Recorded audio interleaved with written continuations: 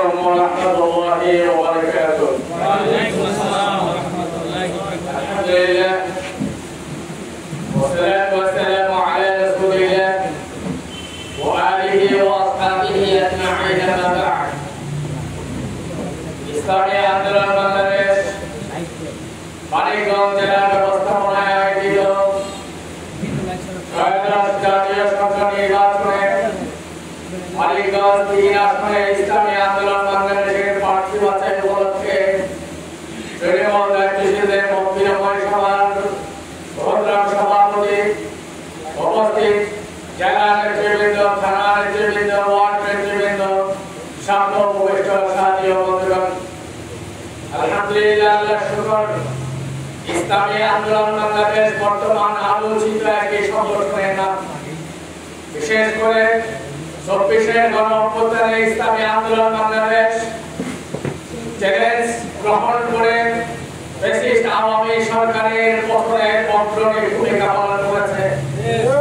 বাংলাদেশে নিবন্ধিত অনিবন্ধিত রাজনৈতিক দলগুলোর মধ্যে একমাত্র রাজনৈতিক সংগঠন ইসলামী আন্দোলন ছাত্র জনতার নেতৃত্ব দিয়েছিল।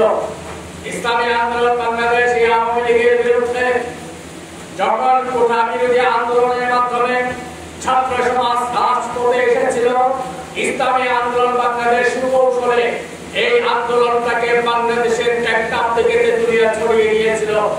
থানা পর্যায়ে আমরা প্রোগ্রাম করেছিলাম, জেলা পর্যায়ে প্রোগ্রাম করেছিলাম, ধারাবাহিকভাবে ঢাকা মহানগরের তত্ত্বাবধানে আমরা ঢাকা রাজপথ প্রকল্পিত করেছিলাম। যার কারণে বাংলাদেশে আওয়ামী ফ্যাসিস্ট বিরোধী একটি আন্দোলনের দাবানল জ্বলে উঠেছিল।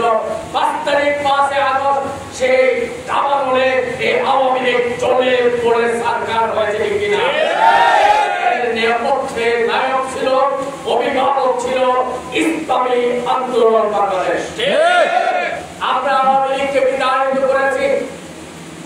আওয়ামী লীগকে বিতাড়িত করার মৌলিক কারণ ছিল বাংলাদেশের মানুষ স্বস্তি পায়, শান্তিতে বসবাস করতে পারে, আইনের শাসন পায়, এদের মৌলিক অধিকার সুরক্ষিত হয়, অর্থ, বস্ত্র, বাসস্থান, শিক্ষা, চিকিৎসার অধিকার ফিরে পায়।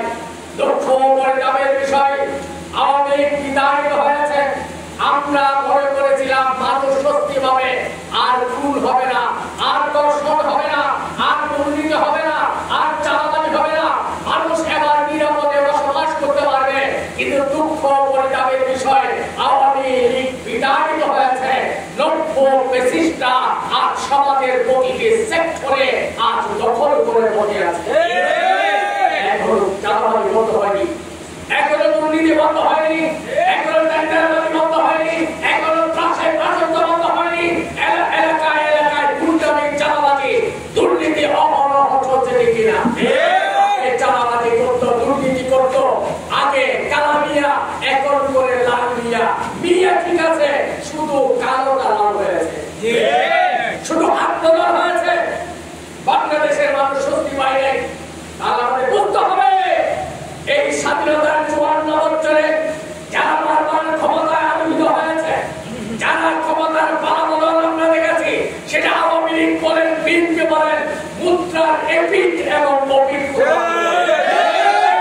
কোনো পার্থক্য নাই। এরা জনগণের জন্য রাজনীতি করে না, এরা তাদের ক্ষমতাকে পাকাপোক্ত করার জন্য রাজনীতি করে। এদের রাজনীতি মানে গুন্ডামি, এদের রাজনীতি মানে দুর্নীতি, এদের রাজনীতি মানে সদরনীতি, এদের রাজনীতি মানে জনগণের সম্পদ লুণ্ঠন করার রাজনীতি। এটা কখনো রাজনীতি হতে পারে না। রাজনীতি হবে মানুষের কল্যাণের জন্য, রাজনীতি হবে দেশের কল্যাণের জন্য, রাজনীতি হবে মানুষের মৌলিক অধিকার প্রতিষ্ঠার জন্য। স্বাধীনতার পরবর্তী যারা এই ক্ষমতায় অধিষ্ঠিত হয়েছে, এরা তো জনগণের প্রত্যাশা পূরণ করে নাই, প্রত্যাশা পূরণ করে নাই।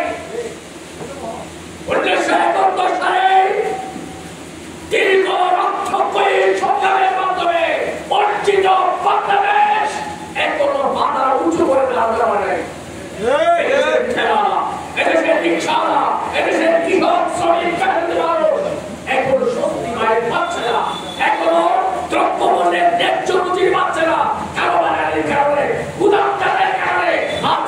শাসকদের মাথায় হাত টিকিয়ে সুস্থ কোনো ব্যবস্থা করা নাই। আমরা মনে করেছিলাম যে অন্তত আওয়ামী লীগ বিতাড়িত করে অন্তত মানুষ স্বস্তি পাবে, কিন্তু তার আশায় পুরো হয়। ইসলামী আন্দোলন বাংলাদেশ নতুন করে চিন্তা করছে আর আওয়ামী লীগ বিএনপি, আওয়ামী লীগ পরিচিত